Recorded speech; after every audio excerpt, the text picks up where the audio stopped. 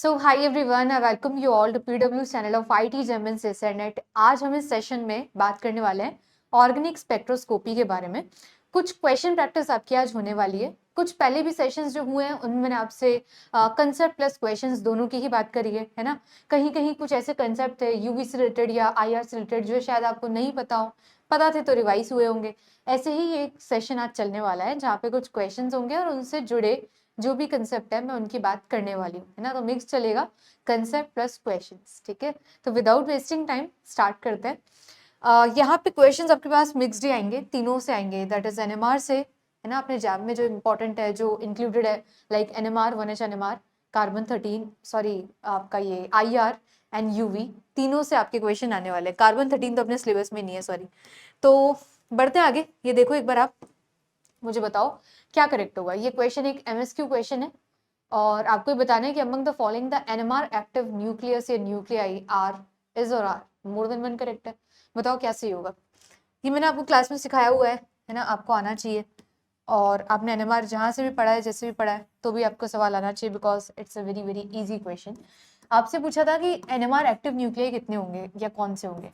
NMR में हमने ऐसे पढ़ा था, एनएमआर एक्टिव इनएक्टिव के लिए सबसे पहली बात है, अगर आप एक्टिव बोल रहे हो तो आपकी spin quantum number that is I value non zero होनी चाहिए। आई वैल्यू कुछ ना कुछ होनी चाहिए। जैसे हाइड्रोजन की हम लोग बात करते हैं, हाइड्रोजन को पढ़ते हैं, तो हाइड्रोजन की जो आई वैल्यू होती है वो हाफ होती है। ऐसे मुझे थोड़ी ना या आपको थोड़ी ना याद होगा कौन से एटम की आई वैल्यू कितनी है। इसके लिए हमने एक ट्रिक भी समझी थी, इवन ऑड वाली, कि atomic number as well as mass number. इससे हम लोग समझते थे कि मान लीजिए आपके पास में एटॉमिक नंबर इवन है, याद आ रहा है, मास नंबर भी इवन है। इवन और इवन के केस में I value, spin quantum number की जो वैल्यू जाती है वो जीरो जाती है। दैट इज जब स्पिन क्वांटम नंबर आई ही जीरो है तो हम कहते हैं एनएमआर इनएक्टिव न्यूक्लियाई है। इसका मतलब है इसका सिग्नल डिटेक्ट ही नहीं होने वाला, कोई एनएमआर में इसका सिग्नल हमें नहीं मिलेगा। डन। तो एक ट्रिक थी, इवन इवन मास नंबर से या आपके एटॉमिक नंबर से इवन इवन के लिए आई वैल्यू जीरो जाती है। That is simply it means कि एनएमआर इनएक्टिव न्यूक्लियाई, है ना। इसका मतलब होता है एनएमआर इनएक्टिव। एटॉमिक नंबर आपका इवन हो, मास नंबर ऑड हो, चल जाएगा। जैसे कि आपके पास में कार्बन आता है, एटॉमिक नंबर 6 इवन है, मास नंबर 13 ऑड है। यस, ये करेक्ट है कि एनएमआर एक्टिव होता है। आई वैल्यू नॉन जीरो रहती है। कैसी रहती है? Non zero. दैट इज इसकी आई वैल्यू कितनी रहती है? हाफ। अभी फिक्स नहीं है, ये तो कार्बन 13 के लिए हाफ बोल रही हूँ, बाकी किसी अदर एटम के लिए कुछ और हो सकती है आई वैल्यू। पर्टिकुलर कार्बन 13 की हाफ होती है और हम लोग कहते हैं एनएमआर एक्टिव न्यूक्लियाई। याद आ रहा है ना? ओके। तो even odd, even even inactive, even odd active, odd odd भी एक्टिव, ऑड इवन भी एक्टिव। इट मींस सारे केसेस वैलिड है, बस इवन इवन को छोड़ के। जब इवन और इवन हो जाएगा तो आई वैल्यू जीरो जाएगी, that is NMR inactive nuclei होगा। Done.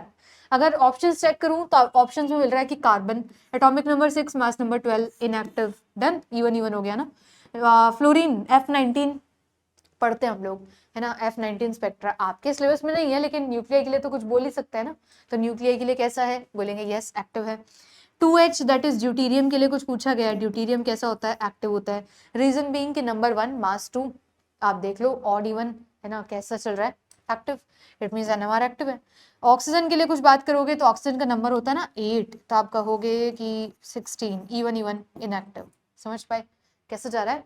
Inactive. Simply by this, following this rule, आप आंसर कर सकते हो और बता सकते हो कौन इवन कौन ऑड। 2 ऑप्शन करेक्ट है, बाकी ऑप्शन गलत है। एमएसक्यू में आराम से क्वेश्चन बन सकता है, कर लेंगे हम लोग। एक बात मैं आपसे और करती हूँ ना, एक बात और करती हूँ, आप बताना। देखो, अगर लेट सपोज कि मैं आपसे ये बोल दूं, जैसे आपके पास में ऐसे एक क्वेश्चन मैं जस्ट रैंडमली बना रही हूँ कि विच, आप बताना कौन सा करेक्ट होगा। Of the following, which of the following nuclei are active in carbon 13 NMR. ठीक है, ऑप्शंस हैं, first 1H, second deuterium, third carbon, और फोर्थ नाइट्रोजन विथ 15। ठीक है, ये ऑप्शंस है और ऐसे करके, है ना, ये ऑप्शंस बने। आप देखो एक बार, क्वेश्चन अजीब सा है ना, क्या पूछ रहा है समझ नहीं आ रहा। Which are the following nuclear active in C13 NMR। Just एक बेसिक सा सवाल है, ओनली आपकी एक अंडरस्टैंडिंग के लिए। आपको बोल रहे हैं कि इनमें से कौन सा न्यूक्लियर एक्टिव हुआ कार्बन 13 में। अब एक बात हमें भूलनी नहीं है, एक्टिव तो आपको ये भी लग रहा है कि अरे मैम इसका तो नंबर है 7, मास 15, तो NMR एक्टिव है, ड्यूटीरियम NMR एक्टिव है, हाइड्रोजन NMR एक्टिव है, कार्बन 13 भी NMR एक्टिव है, तो एक फिफ्थ ऑप्शन बनाना चाहिए था, ऑल ऑफ दीज करेक्ट होता, ताकि सारे ही एक्टिव होंगे। लेकिन जब उसने मेंशन कर दिया, वो ये नहीं पूछ रहा कि NMR एक्टिव, वो पूछ रहा है कार्बन 13 में कौन एक्टिव होगा। इट मीन्स जब आप कार्बन 13 देखोगे तो सिग्नल तो कार्बन 13 का ही आएगा ना, या सबका भी आ जाएगा। इट मीन्स जब उसने मेंशन कर दिया कि मैं इसी में पूछ रहा हूँ, तो फिर ना तो आपका नाइट्रोजन होगा, ना ड्यूटीरियम होगा, ना हाइड्रोजन होगा, सिर्फ कार्बन 13 होगा। समझ पाए? मैंने इस बार ये नहीं पूछा है कि which of the following are NMR active, मैंने पूछा है which of the following atoms are active in carbon 13 nuclei. It means carbon 13 NMR में किसका सिग्नल मिलेगा, तो कार्बन 13 का ही मिलेगा। ये भी एक्टिव होगा लेकिन इसका सिग्नल इसमें तो नहीं आएगा ना, इसमें भी नहीं आएगा, इसमें भी नहीं आएगा। अब बस इसी कंसेप्ट से जुड़ती हुई एक बात ये है, तभी हम लोग क्या कहते हैं जब हम सॉल्वेंट की बात करते हैं, है ना, इसका ये भी गलत है भाई, ये मत बोल देना। अब सुनो, जब हम सॉल्वेंट की बात करते हैं तभी ये चीज बोली जाती है कि हम ना जब 1H NMR पढ़ रहे हैं, जब typically we are studying 1H NMR, है ना, जब हम टिपिकली 1H NMR ही पढ़ रहे हैं, तो हम कोशिश करते हैं कि जब हम सॉल्वेंट लें वो सॉल्वेंट ड्यूटीरिएटेड सॉल्वेंट हो। कैसा हो? ड्यूटीरिएटेड सॉल्वेंट हो। रीजन ये है कि ड्यूटीरियम NMR एक्टिव तो होगा, आई एग्री वो NMR एक्टिव है, लेकिन 1H में तो सिग्नल नहीं आएगा ना। समझ पाए? तभी जब मैं आपसे अगर ये पूछूं कि बताओ इसके कितने सिग्नल आएंगे 1H NMR में ना, या लेट सपोज मैं आपसे ये पूछूं कि बताओ इसके कितने सिग्नल आएंगे, एक सेकेंड, एमी ना लिख के मैं ऐसे लिख देती हूँ, ये ठीक है। मैंने आपसे ये पूछा फर्स्ट इसके लिए जिसको अपन DMSO बोलते हैं ना, मैंने आपसे पूछा NMR इसमें 1H NMR में इसके कितने सिग्नल आएंगे, 0 आएगा ही नहीं, क्योंकि 1H NMR में हाइड्रोजन का आता है, हाइड्रोजन है ही नहीं। डन। आपसे पूछो 1H NMR में इसके कितने सिग्नल आएंगे, 1 आएगा। अगर लेट सपोज ये भी ड्यूटीरियम से चेंज हो जाता है तो फिर यहाँ पे भी एक भी सिग्नल नहीं आएगा, क्योंकि हाइड्रोजन ही नहीं है। समझ पा रहे हो? इट मीन्स इस बेसिक से कंसेप्ट का क्लियर होना बेहद जरूरी है कि एक्टिव तो ये भी है, एक्टिव तो ये भी है, एक्टिव तो ये भी है, लेकिन हेडिंग तो देख लो। हेडिंग है कार्बन 13 में कौन एक्टिव है, तो कार्बन 13 में सिर्फ कार्बन 13 ही एक्टिव होगा, बाकी लोग इनएक्टिव होंगे। अब ये कंसेप्ट तो बहुत बेसिक है, बहुत बेसिक, लेकिन एक जैम के स्टूडेंट को अगर MSQ में कंफ्यूज करना है तो ऐसा ऑप्शन दे दो, है ना। ऐसे ऑप्शन जब आप दोगे तो ऑल ऑफ दीज पर हाथ जाता है सीधे देखते ही, क्योंकि हमें लगता है सारे एक्टिव है, हम ये भूल जाते हैं। इसलिए मैं मेजर फोकस करवा रही हूँ कि MSQ में अगर ऐसा क्वेश्चन आता है तो आसान तो एकदम है, लेकिन बहुत सारे स्टूडेंट्स का स्टिल गलत होगा, और रीजन बीइंग कि सही से हम पढ़ नहीं रहे हैं। 2 गलतियां हैं, सिली मिस्टेक्स, जिन्हें आप बाद में बोलोगे। पहली सिली मिस्टेक कि आप ये नहीं पढ़ रहे हो कि मैंने दिया क्या है, कार्बन 13 दिया है, ठीक है, इसमें पूछ रही हूँ कि कौन एक्टिव होगा, तो सिर्फ यही होगा। डन। एक और मिस्टेक जो हमारी यहाँ से होती है कि हम यहाँ ये नहीं पढ़ते कि उसने इनएक्टिव बोला था या एक्टिव बोला था। इट मीन्स हमारी आदत है पॉजिटिव देखने की ना, तो हम यहाँ पे देखते हैं which of the following are NMR active. कभी कभी IN भी लगा होता है छोटा सा, उसको भी देख लेना। समझ गए? तो ऐसी कुछ मिस्टेक्स हैं जो आपसे हो जाएंगी, और ये हम पॉसिबिलिटी सारी डिस्कस जैम में ही कर पा रहे हैं, क्योंकि ये MSQ का ऑप्शन है, और MSQs are meant for mistakes, तो होंगी हमें मिस्टेक्स, तो बच के रहिएगा, है ना।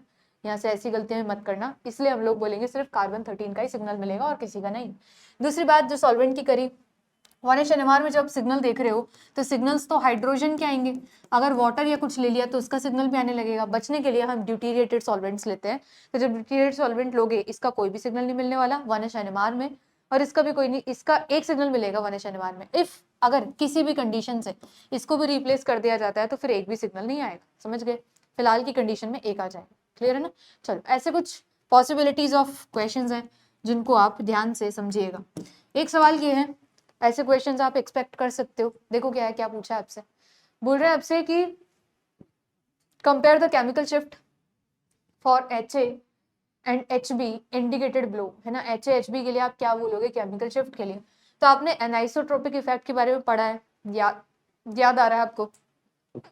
याद करो, देखो हमने एक टॉपिक पढ़ा था विच वॉज एनाइसोट्रोपिक इफेक्ट, है ना, एनाइसोट्रोपिक इफेक्ट, जो कुछ इस तरीके से आती थी हमारे पास बातें कि कभी भी कोई भी आपके पास में एरोमेटिक सिस्टम है ना, कभी भी आपके पास में एरोमेटिक सिस्टम है, तो उस एरोमेटिक सिस्टम में जो सेंटर में फील्ड जनरेट होता है वो आपका शील्डेड फील्ड होता है, याद आ रहा है, शील्डेड फील्ड या शील्डेड जोन क्रिएट होता है आपके मिड में, और जो आउटर रेंज होती है, जो बाहर की साइड है ना, आउटवर्ड कह सकते हैं उसको, जो आउटवर्ड साइड है या रीजन है, वहां पे क्रिएट होता है आपके पास में पैरामैग्नेटिक जोन, हम लोग बोलते हैं पैरामैग्नेटिक, या इसको हम लोग बोलते हैं डी शील्डेड जोन, क्या बोलते हैं, डी शील्डेड जोन या रीजन, डी शील्डेड जोन या रीजन, और यहाँ बोलते हैं डायमैग्नेटिक, पैरामैग्नेटिक या दूसरा शब्द होता है डायमैग्नेटिक, तो डायमैग्नेटिक जोन ये डायमैग्नेटिक रीजन या फिर शील्डेड फील्ड, ये दो फील्ड्स होते हैं।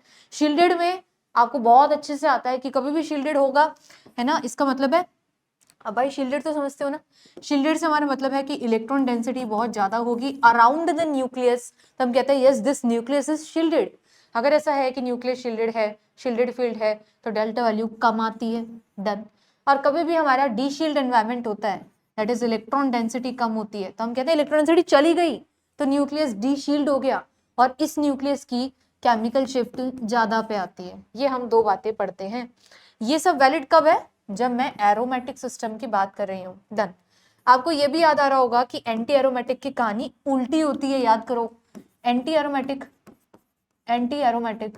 कंपाउंड्स के लिए जब आप बात करते हो तो हम कहते हैं अंदर तो बनता है, उल्टी चीजें बनती है ना, अंदर की साइड में बनता है डी शील्डेड जोन, है ना, इनसाइड इनर जोन जो होता है, याद आ रहा है, इनर रीजन या इनर जोन जो होता है वहां पे तो बनता है आपके पास में डी शील्डेड, और जो बाहर की साइड में बनता है आउटर रीजन, वो कौन सा होता है, तो हम कहते हैं आउटर रीजन होता है आपका पैरामैग्नेटिक, वो सॉरी ये डायमैग्नेटिक, है ना, diamagnetic, that is shielded zone. उल्टी कहानी चलती है कि बाहर तो शील्डेड और अंदर डी शील्डेड, इट मीन्स यहाँ तो केमिकल शिफ्ट ज्यादा होगी, है ना, उल्टा है, और यहाँ केमिकल शिफ्ट कम होगी।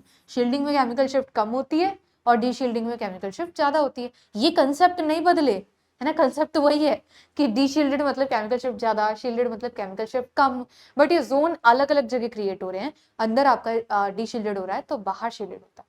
ये कब है, एंटी एरोमेटिक के केस में। गलती की 100% पॉसिबिलिटी, इसलिए बी अवेयर, ओके।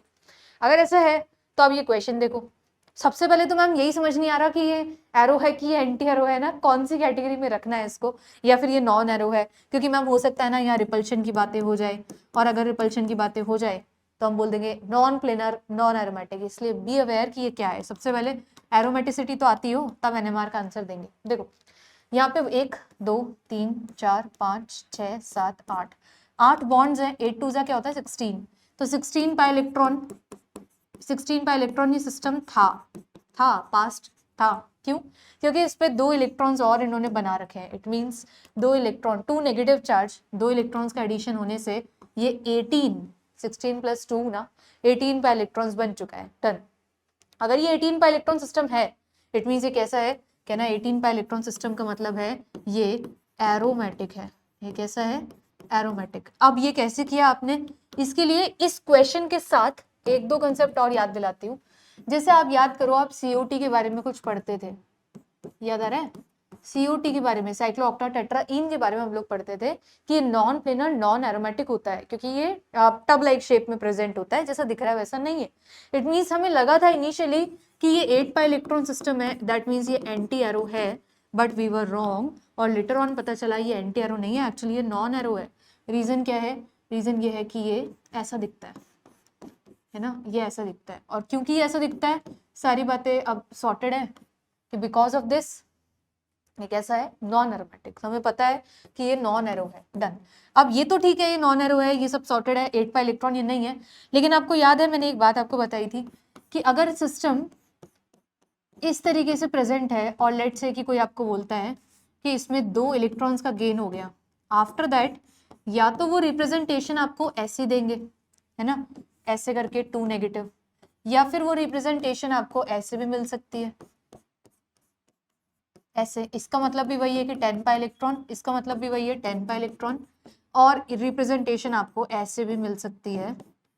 इसका भी मतलब वही है कि ओवरऑल में 2 नेगेटिव चार्ज और आ गए, that is 10 pi electron system. इन तीनों बातों का मीनिंग एक ही है, रिप्रेजेंटेशन अलग है, समझ पा रहे हैं। और इन तीनों से हम लोग क्या बोलते हैं कि ओरिजिनली जो ये नॉन एरोमेटिक था, जो आप नॉन एरोमेटिक इसे कह रहे थे, है ना, instead of despite of being 8 pi electron, आप इसको क्या बोल रहे थे, नॉन एरोमेटिक। वो चीज यहाँ मत करना।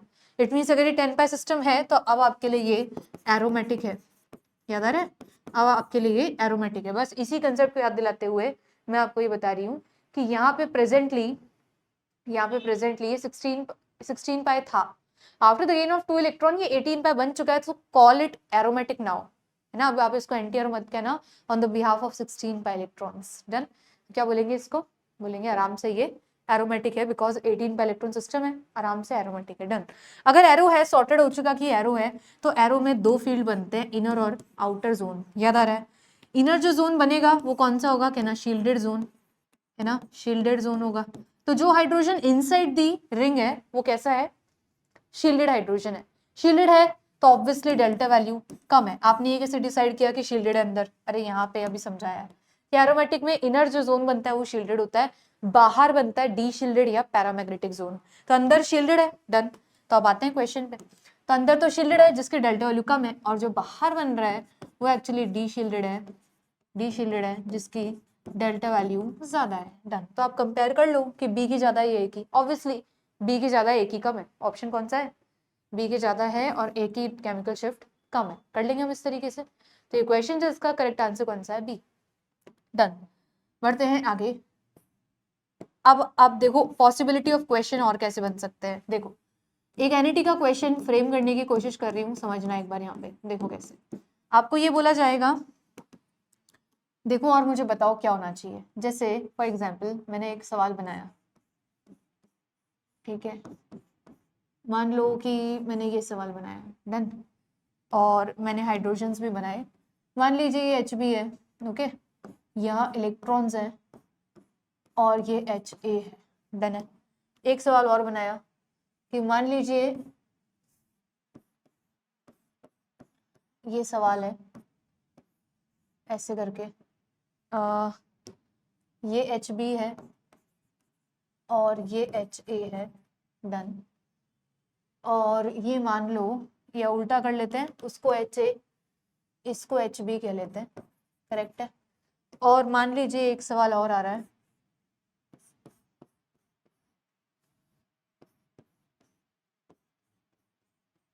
ठीक है, एक ऐसे क्वेश्चन है, ऐसे मान लो, देखना सब जगह बॉन्ड्स हो गए।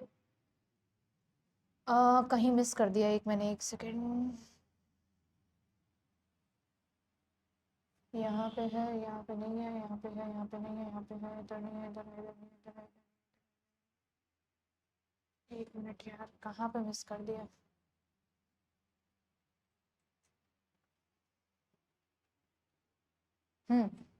यहाँ पे मिस हो गया, यहाँ पे ना। ये आपके पास में पूरा का पूरा एक ये सिस्टम है, ठीक है। कितने पाई बॉन्ड्स हैं, 3 4 5 6 और 7। डन। एक यहाँ है एच ए, एक यहाँ है एच बी। डन है। और एक क्वेश्चन और है,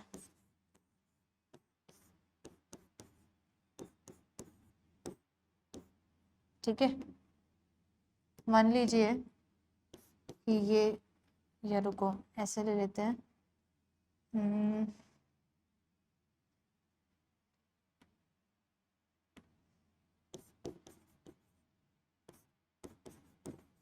ये आप मुझे बताएंगे एनईटी क्वेश्चन ये है कि विच अमंग या हाउ मेनी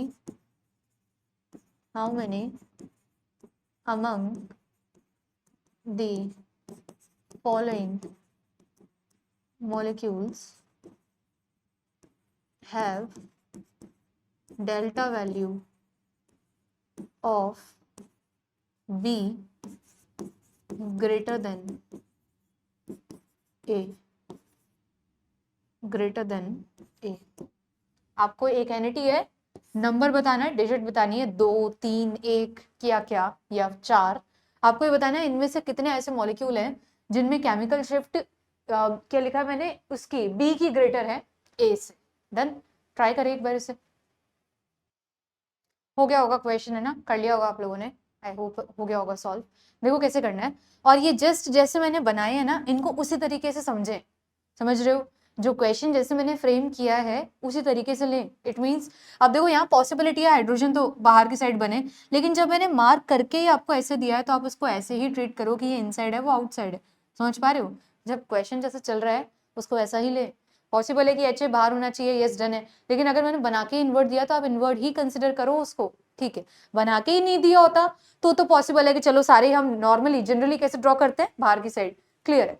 लेकिन मैंने आपको बना के इसी तरीके से दिया है कि मैं इसको इनवर्ट बनाना चाह रही हूँ, उसको मैं आउटवर्ड बनाना चाह रही हूँ। डन है। अब जो दिख रहा है वही है, तो उसी तरीके से जवाब देंगे। देखो कैसे, आपको दिख रहा है कि भाई 1 2 3 4 5, 5 का मतलब है 5 2 10, 10 का इलेक्ट्रॉन, 10 का इलेक्ट्रॉन मीन्स एरोमेटिक।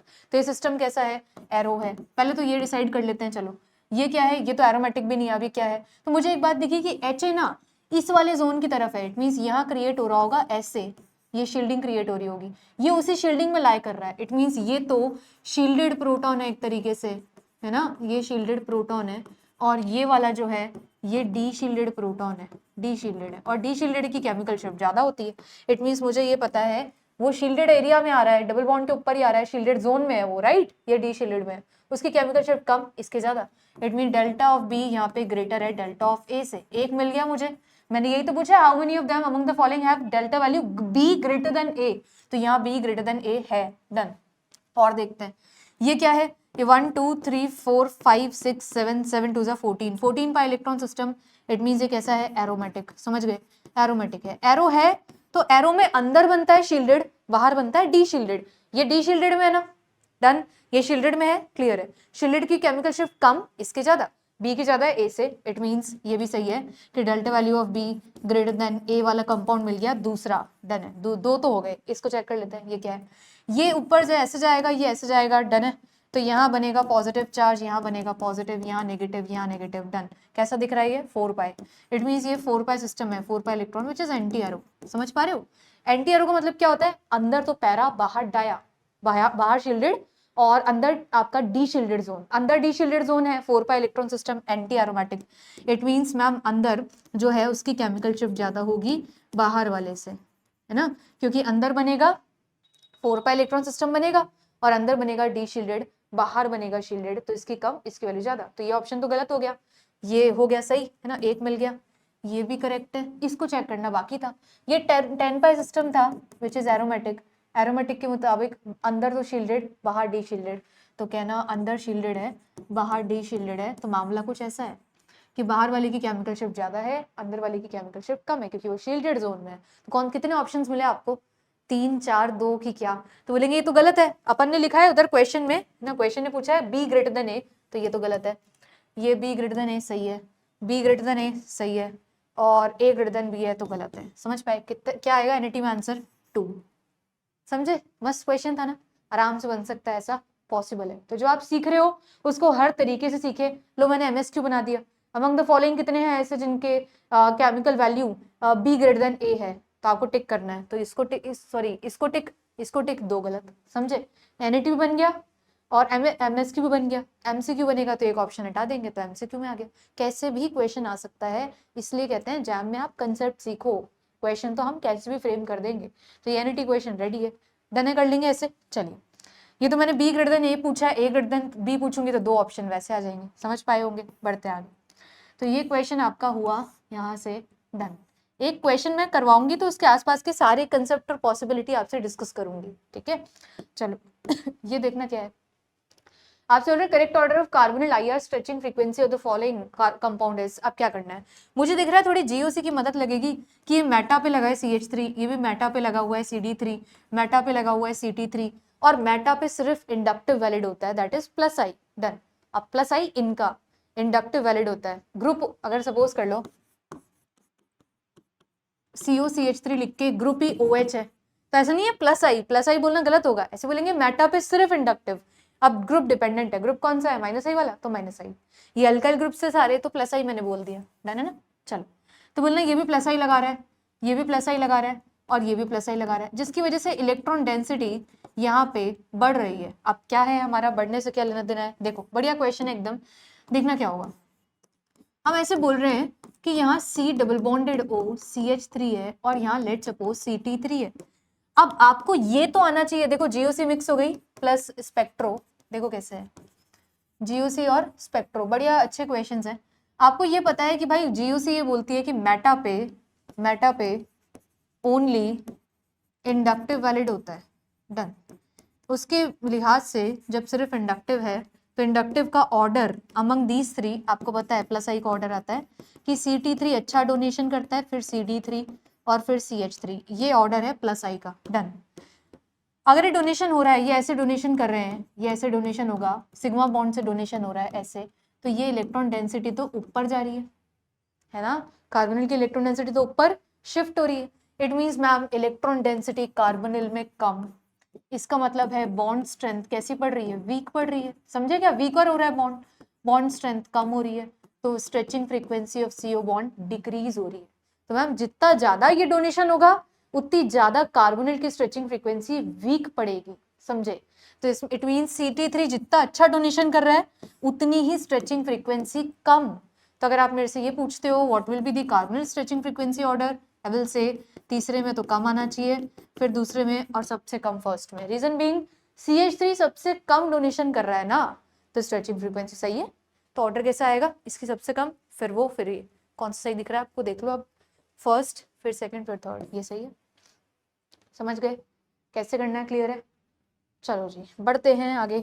एक सवाल ये है, ये देखो क्या है, ये मैंने आपको क्लास में पढ़ाते टाइम भी करवाया है ना। Compare the stretching frequency of the following endocyclic double bond. Endocyclic से पहले एक बार एक्सोसाइक्लिक का केस समझना। देखो क्वेश्चन ऐसे आता है कि मान लीजिए आपके पास में ऐसे पूछे या ऐसे पूछे, बात एक ही है ना, एक्सोसाइक्लिक डबल बॉन्ड है, ठीक है, 4 मेंबर रिंग है एक्सोसाइक्लिक, 5 मेंबर रिंग है एक्सोसाइक्लिक, 6 मेंबर रिंग है एक्सोसाइक्लिक। हम क्या बोलते हैं, एक्सोसाइक्लिक डबल बॉन्ड की बात कर रहे हैं, एंडो नहीं है, ठीक है। ये है exocyclic double bond, double bond.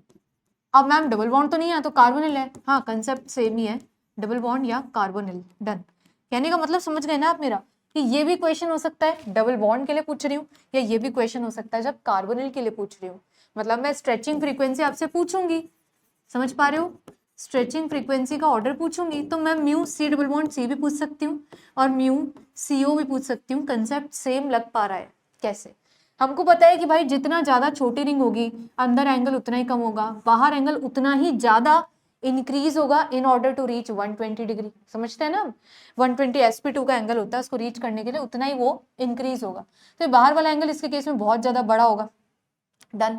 जिसकी वजह से यहाँ पे कार्बन कार्बन इस वाले बॉन्ड में, कार्बन ऑक्सीजन बॉन्ड में क्या बोलेंगे कि बॉन्ड एंगल इंक्रीज होने की वजह से इस बॉन्ड में परसेंटेज इंक्रीज होगी, जिसकी वजह से बॉन्ड स्ट्रेंथ बढ़िया होगी, समझ पा रहे हैं, बॉन्ड स्ट्रेंथ इंक्रीज होगी और स्ट्रेचिंग फ्रीक्वेंसी भी इंक्रीज होगी, चाहे कार्बोनिल आ जाए चाहे कार्बन डबल बॉन्ड कार्बन आ जाए, इंक्रीज मिलेगी, डन। तो ऑर्डर कैसा आएगा, स्ट्रेचिंग फ्रीक्वेंसी यहाँ पे सबसे ज्यादा इंक्रीज, फिर ऐसे फिर ऐसे, क्योंकि बॉन्ड एंगल बाहर सबसे ज्यादा उसी के केस में बढ़ेगा, डन।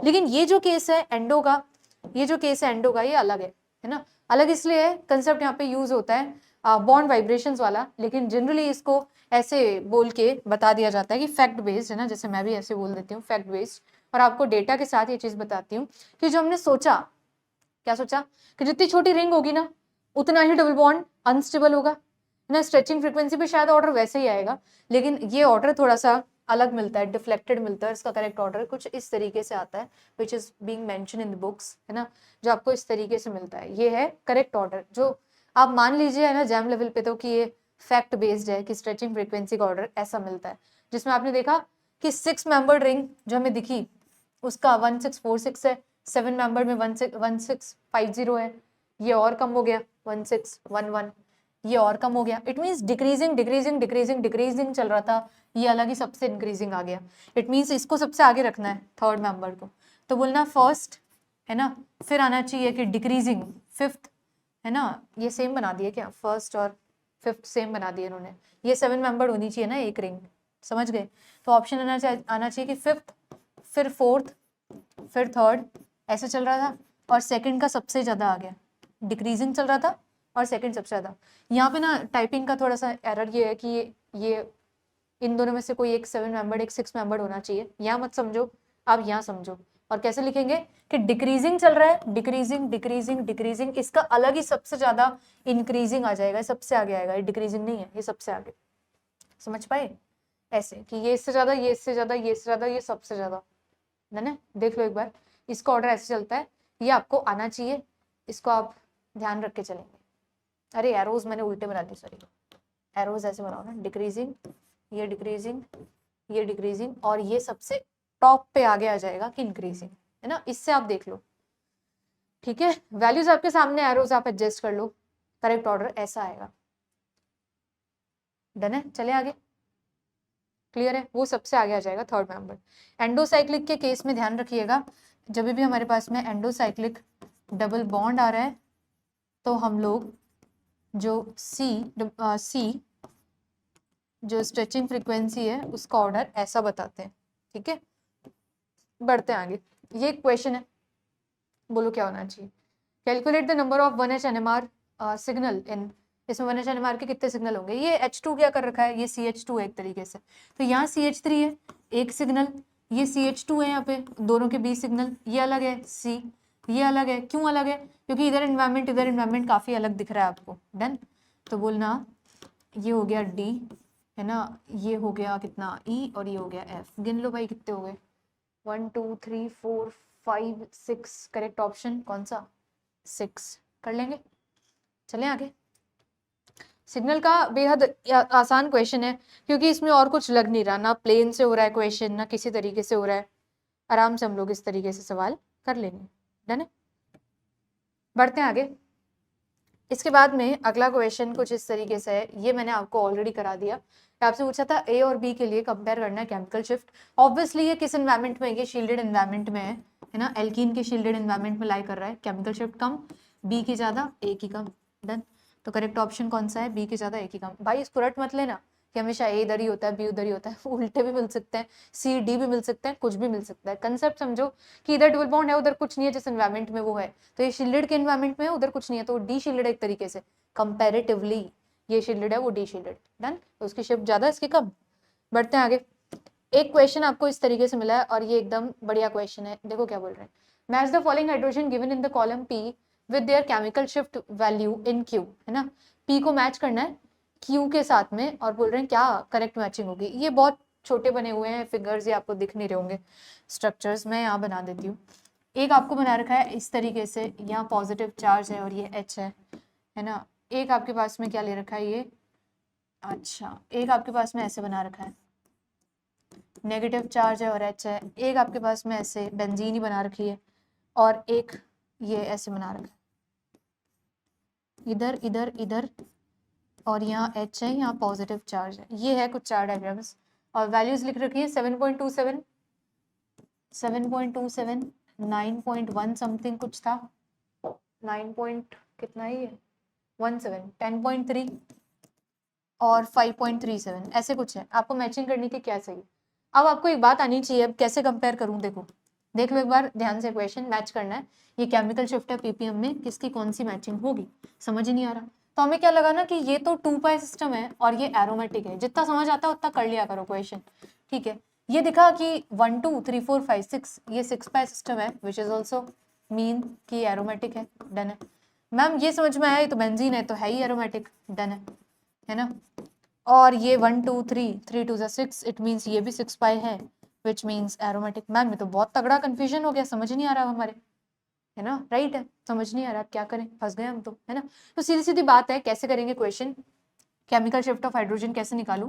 आप ऐसे निकालो कि जो भी मार्क्ड हाइड्रोजन है, जैसे बेंजीन वाले केस में मार्क नहीं कर रखा है, बेंजीन वाले केस में ऐसे बना रखा था आपके लिए, यहाँ ये रहा, जो भी मार्क्ड हाइड्रोजन है, जो भी मार्क्ड हाइड्रोजन है, और वो जिस भी रिंग में प्रेजेंट है, वो रिंग कितनी शील्डेड कितनी डी शील्डेड है। तो मैम मुझे ये समझ में आया कि सब में यहाँ पे तो 6 6 और 6 पाए हैं, कंपैरिजन कैसे होगा, वो तो फिर भी 2 पाए हैं, अब कैसे कंपेयर करें। तो सीधी बात है, इलेक्ट्रॉन डेंसिटी आप कंपेयर करो, है ना। क्या कंपेयर करो आप, नेक्स्ट पे समझाती हूँ।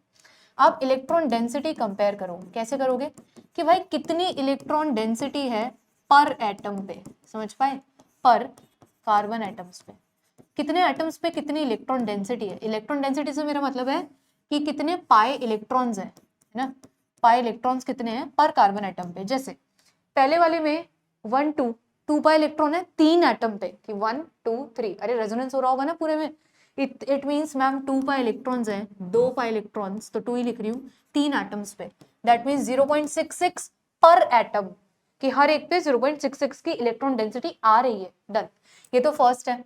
सेकंड में चेक करते हैं, देखो सेकंड में वन कितने का इलेक्ट्रॉन डेंसिटी है 6 पाई इलेक्ट्रॉन्स की, 1 2 3 4 5 6, और कितने एटम्स है 5, इट मीन्स 6 की इलेक्ट्रॉन डेंसिटी 5 एटम पे आ रही है, तो 1.2 समथिंग आता है, 1.2 इलेक्ट्रॉन डेंसिटी हर एक एटम पे है, ठीक है। तीसरा देखते हैं, तीसरा तो बेंजीन है, 6 इलेक्ट्रॉन्स हैं और 6 ही एटम है, 1 की इलेक्ट्रॉन डेंसिटी आ रही है। फोर्थ देखते हैं, फोर्थ में क्या है, 6 पाई इलेक्ट्रॉन्स है और 7 एटम्स है ना, 7 है, डन है। इट मीन्स 6 पाई इलेक्ट्रॉन्स है और 7 एटम है, 0 पॉइंट कितना होता है ये, 7 8 जा 56, 7 9 जा 63, ज्यादा हो जाएगा, सही है। तो ये मेरे पास में सारी इलेक्ट्रॉन डेंसिटी आई, देखो ऐसे आई, डन। अब मुझे दिख रहा है कि पर एटम सबसे ज्यादा नंबर कौन सा है, ये वाला, तो मुझे दिखा पर एटम इलेक्ट्रॉन डेंसिटी यहाँ बहुत ज्यादा है, तो ये वाली जो रिंग है सेकंड वाली, ये काफी ज्यादा शील्डेड है, ये शील्डेड है, तो यहाँ जो हाइड्रोजन हैं वो भी बहुत शील्डेड है, तो डेल्टा वैल्यू कम है, समझ पाए, ऐसे आइडिया लगाया। अब सुनो देखो नेक्स्ट, और क्या सबसे कम कौन है, सबसे कम वो है ना 0.6, इट मीन्स मैम यहाँ पे इलेक्ट्रॉन डेंसिटी पर एटम काफी कम है, तो ये डी शील्डेड है, समझ पाए क्या, ये कंसेप्ट चलेगा भाई, कंसेप्ट नहीं आता तो कर ही नहीं पाओगे।